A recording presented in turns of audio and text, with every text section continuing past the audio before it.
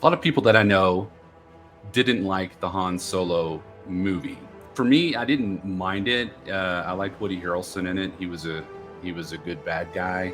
You got to see Darth Maul, and I kind of wish they would have done the next two. They were supposed to have a three in the series, and Darth Maul was supposed to be the bad guy that Han Solo was facing.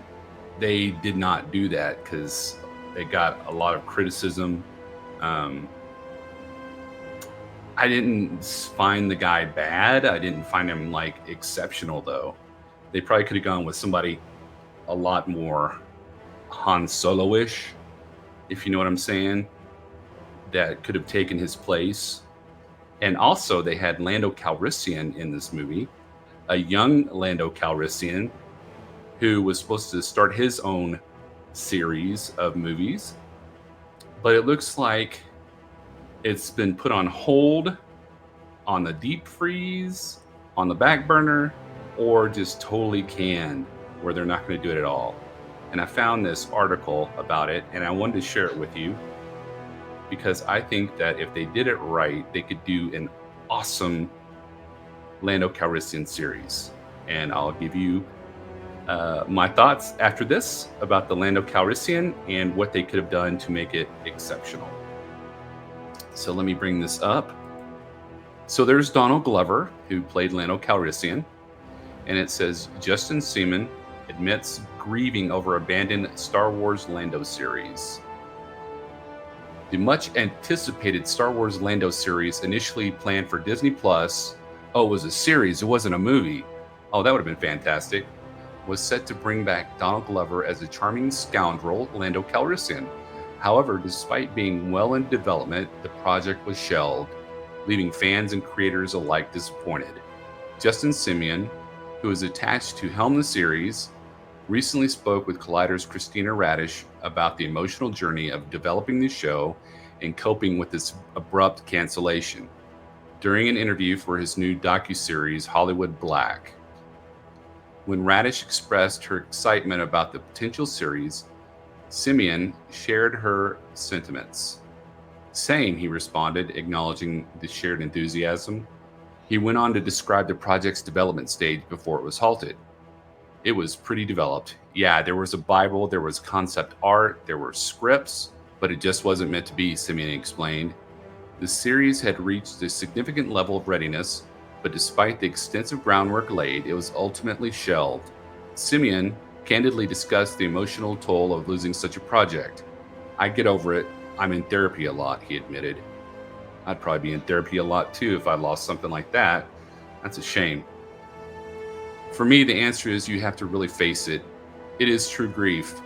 I've never had a child, I've never lost a child, but it's what I imagine the pain might be like. You pour so much of your heart and soul into something, but ultimately, you don't have control over whether it lives or dies, and it is a true grieving process. Man, poor guy. He further elaborated on his coping mechanisms, emphasizing the importance of acknowledging and processing the loss. For me, it has to be done pretty straight on, like, I am in grief. I do not feel good. I have to let myself feel those feelings, Simeon said. Despite the pain, he finds solace in the growth and experiences gained during the development process. There is so much that I experience that I get to keep forever and take into the next project.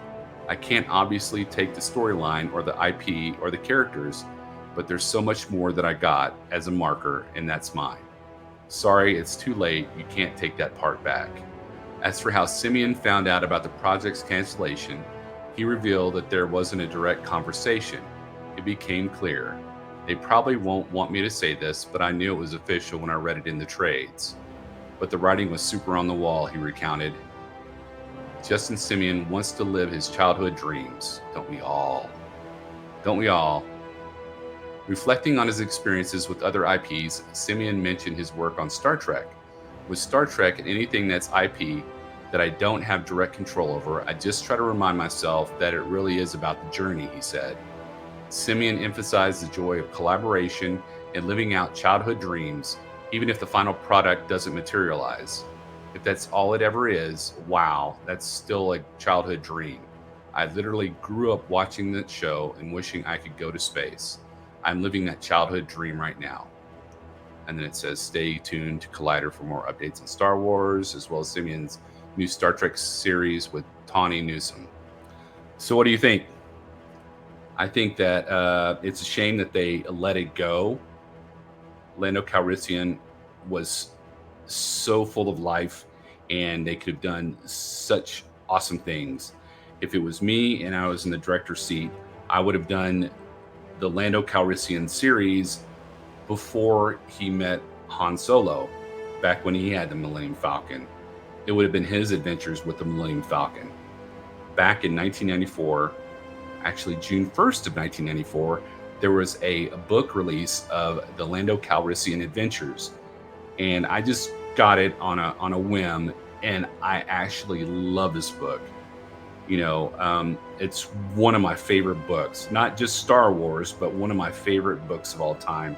It is a 3-part series. It's like 3 books in one. And no, I'm not getting paid for this. I wish, but it has on here. I'll show you, and I'm on Amazon. And it's Star Wars: The Lando Calrissian Adventures, and it's back before he met Han Solo, and it has these 3 episodes that would have made such. It would have been like 3 seasons that they could have made shows for Lando Calrissian. The first one's Lando Calrissian in the Mind Harp of Sharu. This is fantastic. They could have like stretched this out into a whole season.